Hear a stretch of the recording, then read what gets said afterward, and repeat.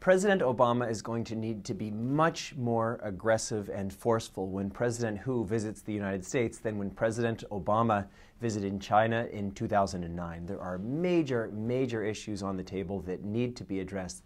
The United States, as the existing superpower, has a very important role in managing international affairs, but China is rising, as everybody knows, extremely rapidly, and China needs to assume a much greater responsibility in global affairs. China, in many ways, though, is resisting because the legitimacy of the Chinese government rests on its ability to deliver economic growth for the Chinese people. And so there's always a constant push and pull between the United States and China in addressing the big issues on the table, and whether they are nuclear proliferation in places like Iran and North Korea, whether the enormous economic issues, or whether even issues like human rights.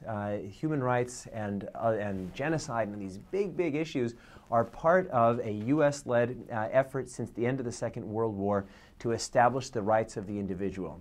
Now, China is rising so rapidly, and China has a very different cultural and historical view of the role of the individual relative to the collective, and where the rubber hits the road are in places like Burma, like North Korea, like Iran, where there are big problems and many expect the international community to address them. China and the United States have these differences, not just on this issue, on many issues. Unless China and the United States can find a way to come together to reach some kind of consensus and to work together, many of the big challenges facing the world in the 21st century will prove unmanageable. If President Hu leaves the United States without any progress on issues like currency, like global economic rebalancing, like intellectual property protection, that's going to be seen as a failure for the visit overall. The United States has pushed very hard on the issue of China's undervalued currency. China, in preparation for this visit, has been allowing the RMB, the yuan, to appreciate a small amount. But again, it will not be enough if there is just a small symbolic rise before the trip and then things fall back after the trip, which is exactly what happened prior to the G20. There's going to need to be some kind of agreement on the value of the RMB. Secondly, on issues of intellectual property. There is massive theft of U.S. and other international property in China. If China expects the United States to allow China to benefit from its low-cost labor, it's only natural that the United States should expect China to respect American and other intellectual property rights, because that's what our economy does.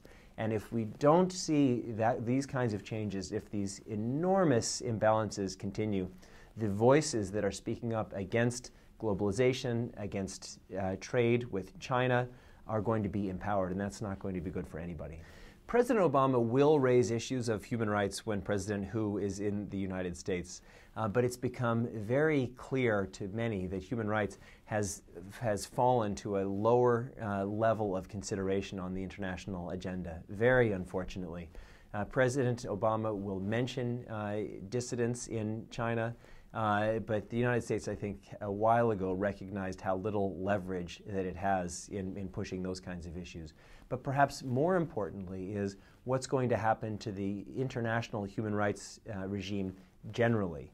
And will China be willing to step up to the plate to play a significant role in places like Burma, like North Korea, like Zimbabwe, like Sudan, in promoting a standard of human rights for those countries and for the world? And there's a very open question about whether that will be the case or not.